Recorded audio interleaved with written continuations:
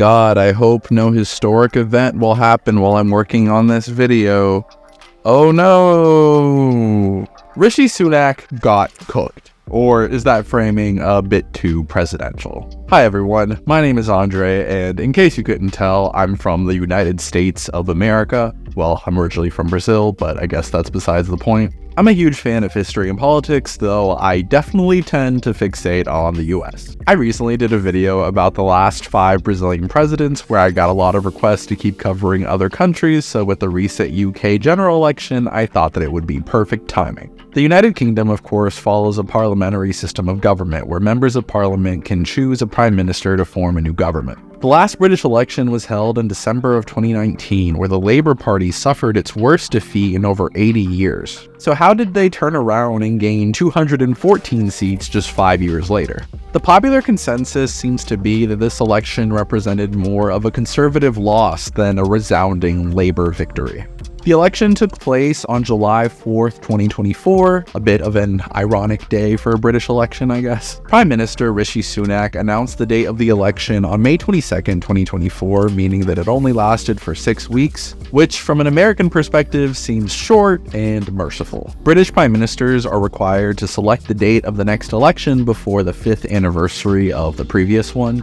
All the election coverage I've seen so far has heavily emphasized the UK's first-past-the-post voting system, where the candidate with the most votes wins, regardless of whether they have a majority of the total votes. This is the same system we use here in the US. If a winning party doesn't have the 326 seats necessary to form a solid majority, they will likely form a coalition government in what is known as a hung parliament. I've seen some commentators mention that this election felt a bit more presidential than usual, with many people casting their ballots with Sunak and Starmer in mind. As this election saw the collapse of Britain's long-ruling majority party, it's necessary to look back at their time in power to fully understand the context of it.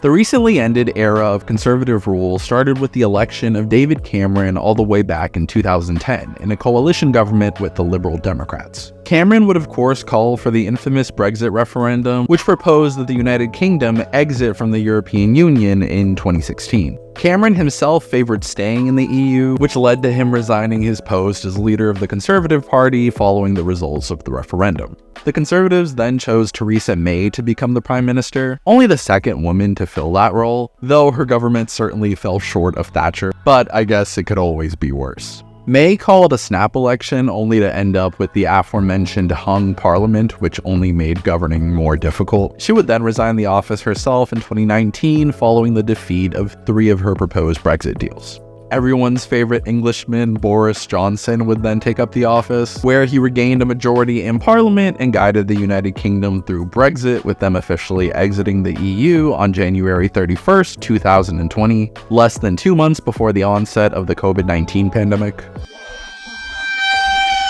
Boris's resignation would then see the appointment of Liz Truss, whose 45 days in power, the shortest in all of British history, would see the death of the long-reigning Queen Elizabeth II.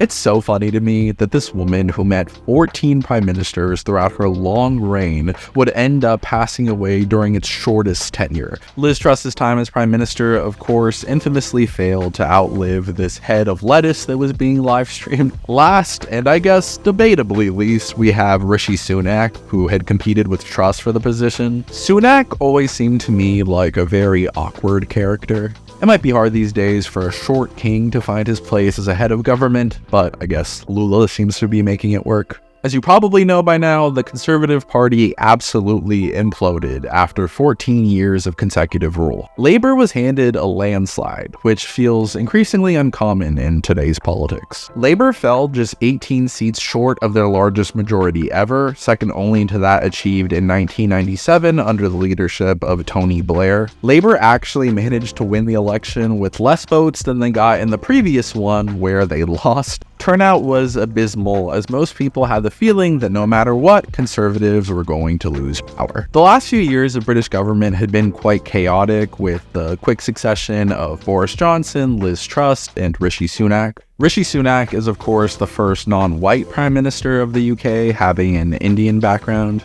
From the start, Sunak's government was plagued by a rising cost of living and inflation that has impacted many countries following the coronavirus pandemic. Following their devastating defeat, Sunak accepted responsibility for the Conservative loss. I have given this job my all, but you have sent a clear signal that the government of the United Kingdom must change, and yours is the only judgment that matters. I have heard your anger, your disappointment, and I take responsibility for this loss. In a parliamentary system, opposition parties often find themselves having to strike a balance, moderating their policies enough to absorb seats from the other side, but not so much so that they lose the seats they already have. The latter is more of a concern for the Conservatives right now, given the success of the Reform Party. The leader of the Reform Party is, of course, Nigel Farage, famous Eurosceptic and recently elected MP who is one of the most prominent voices in the Brexit movement.